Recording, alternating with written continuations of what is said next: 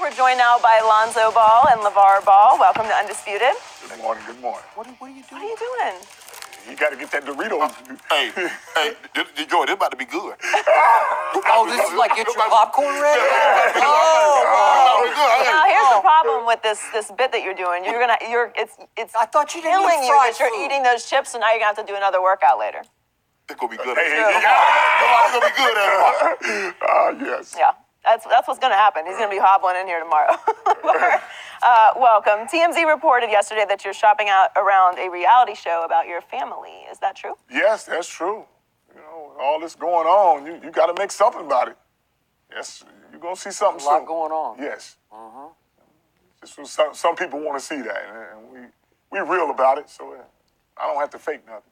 That's Have the you good had thing. this in mind for a while, or did this just arise? This is just a ride. Yeah. You know, I think people want to see it, but it's natural for me, so it's not a big thing. If you want to follow us, fine. If you don't, fine. But I think it's a hell of a story.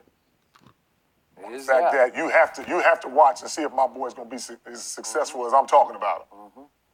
Okay, so this son was not as successful as you had hoped last Friday night in Memphis.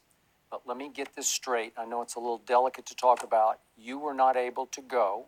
Neither of your younger sons were able to attend, correct? Right. Okay. Your wife has gone through what sounds like a pretty serious health issue. Yes, but I don't broadcast it like that. Okay, I got it. That's my I got girl. it. I deal with it. I'm with you. Yeah. Okay.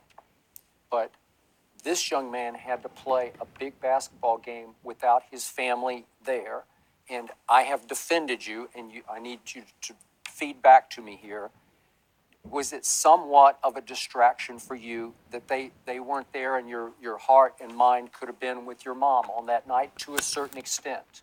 I'm not going to use it as an excuse. Obviously, I would like to be with my family, but at the same time, you know, I knew it was a big game. I knew I had to come to play, and obviously I didn't, and that's why we lost. Because in the second half, you disengaged to me when I thought you would get more aggressive the way you did in the second half against Cincinnati. You just took the game over. What was running through your head?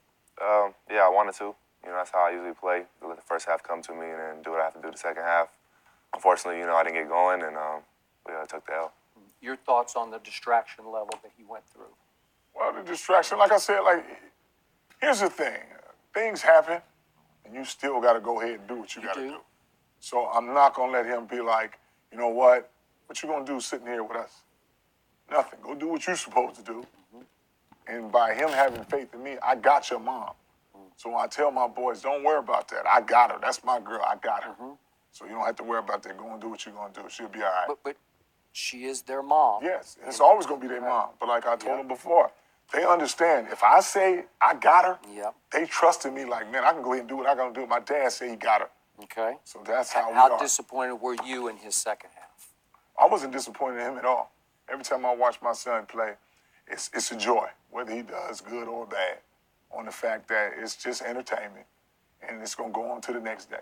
Did you talk about the lack of aggression in the second half? Well, definitely, because every game you can learn something from it. Yep. And, you know, and that's what he's doing. He's learning. He wants to be the greatest player ever. I got 3 boys thinking like that.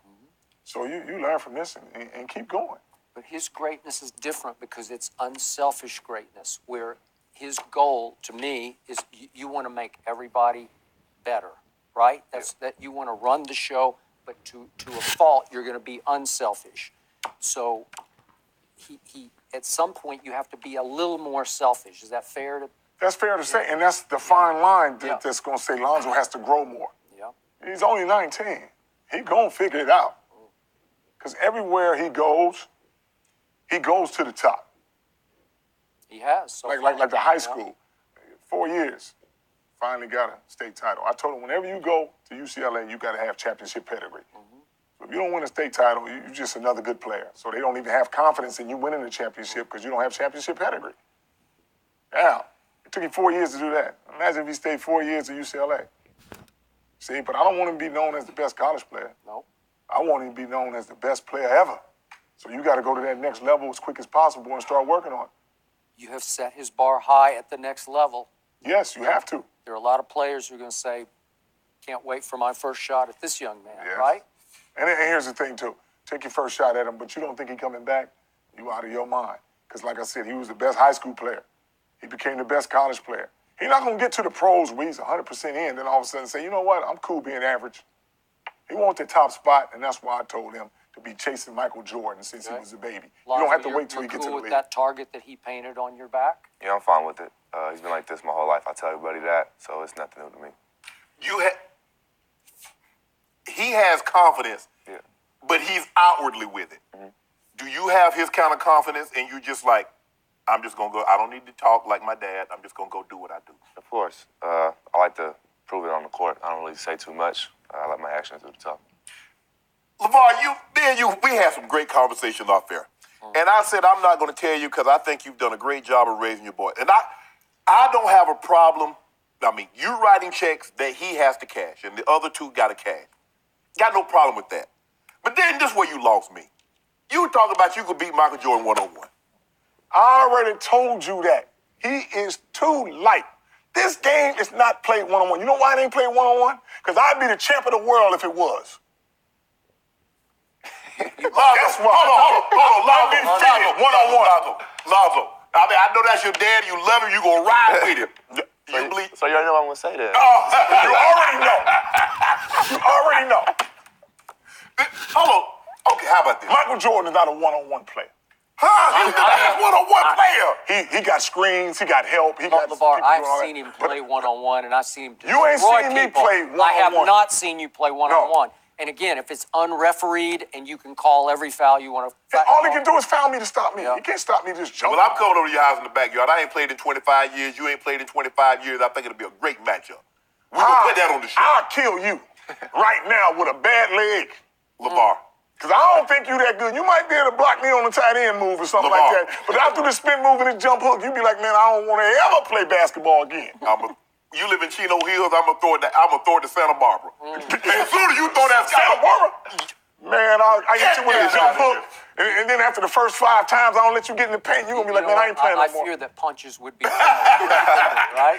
we too much alike. He don't like to lose. I don't like to lose. Hey, that's what I'm talking a lot of trash talking going on The whole time. Have you two played one-on-one out in the driveway? No. No? We can't. No? Here's the thing. We cannot play one-on-one because I don't want to kill him. I go to my, man. You go to your go-to move. Go-to move. If he go up, and what I'm going to do? If I swing at the ball and miss and break his collarbone, now, no career, no nothing. I might forget he my son and just go crazy on him. I ain't going to do that for nothing. The stakes is too high. Buying this? No, he's right. He cheats. So And he cheats! Hey, I still be fouling me, though. He don't think them as fouls. Ah! I ain't cheating. I'll be like, man, give me the ball. You call it ticky-tacks. yeah, he be calling little touch fouls. Ticky-tacks. What be trying to kill me? Foul. My ball. Yeah. It's a foul. He 180, 185? 190. 190. You 255, you gonna talk about this man fouling you. A foul is a foul. Just because he lightweight don't mean it don't count. You Shaq, and that's Chris Paul, and you call it a foul. Foul. So, LaVar, you have been hard on your current high school coach, and now you're saying that your youngest son, you don't want him to play for that coach next year. Definitely. Okay. I'm not going to do that. So is he out, or are you going to transfer? Well, how are you going to do it? Hey, me and my boys, they built Chino Hills. He knew what he was in for the beginning. Here's what people don't know. That I trained him when he was 13, taught him how to shoot, the coach. The coach. I've been feeding him for the last couple of years. Coming to the house, he can't come to the house no more. Come on, LaVar. Yes. That's too much. Breakfast, dinner. That's too much. He already knew what he was coming into. We went 35-0 doing it with the pressing and the How trapping. did he change? Just on that? He all of a Defense? sudden changed on, thought he was bigger than the program. Now he's like, hey, don't come at me, don't talk to me like this. His What head just went strategy did big. you change that helped lose the playoff game? Well, we've always double teamed everything to speed up the game. Now you telling guys, and he said the Cardinal saying, he told my boys, don't let your dad get in your head, listen to me. Whoa, wait a minute. I've been taking care of my boys all this time. He just went rogue and started doing a whole bunch of different things. Like he said, he cut off the ties that we had with Adidas, talking about, oh yeah, we got Nike with his guys. And then found out we didn't have Nike, so then he said, oh, my other guys had Under Armour. I'm like, okay, wait a minute. And then the last minute, you got to come back to me to talk to the Adidas guys to get us back with Adidas. But he's doing a lot of things behind the scenes that folks is like, the last game we lost to Modern Day, he comes straight out and cussed my sons out. personally blaming it on Melo, talking about you lost the MF game for us because you're shooting too much and not passing. Well, my other son got to come in now and say, well, wait a minute, we'd never be here without Melo. And then after that, he tried to come back to me the next day talking about he was caught in the moment. No, you're not. LaVar, but here, okay. Let's just say everything because he has his side, you have your side. Right. Don't you think you could have handled that behind the closed doors? It was supposed to be handled behind closed doors till he started ripping off at the mouth like that. He was in a good situation. How do you get to be a young guy, never had a coaching job in your life, and you don't think I got that for you? On the fact that I said, you know what? I'm not going to let anybody just come in here and try to make a name. You already know the system we run it. Right. My boys are comfortable with you. Right. But when you start acting a different way, my boys look at you and you say my boys are disrespectful? I said, find one teacher that said that. And everybody on the outside was like, what is wrong with that guy? Something is wrong with him. He's bipolar or something. I don't know. But here's the thing, though, LaVar. If you did this, get him the job out of the kindness of your heart. Right. Should you throw that up in his face and says, I got you the job? I never threw that up in his face. He threw it up in my face and said, you didn't get me the job. My wife wrote his resume. We helped him with everything. Allah, stop putting the man business on the street. I'm going to put it on the street because, first of all, you talk to USA Today and you want to go crazy on me? Wait a minute. I ain't never did nothing but try to help you, to give you some guidance, because you don't get to be a coach of a #1 team with the ball boys with no credibility. How's that happen? And you're young. So, LaVar, let's take it to the next level. He's going to get drafted by somebody. Yes. How much input in the coaching will you want at I'm that not next going to have level? any input on that.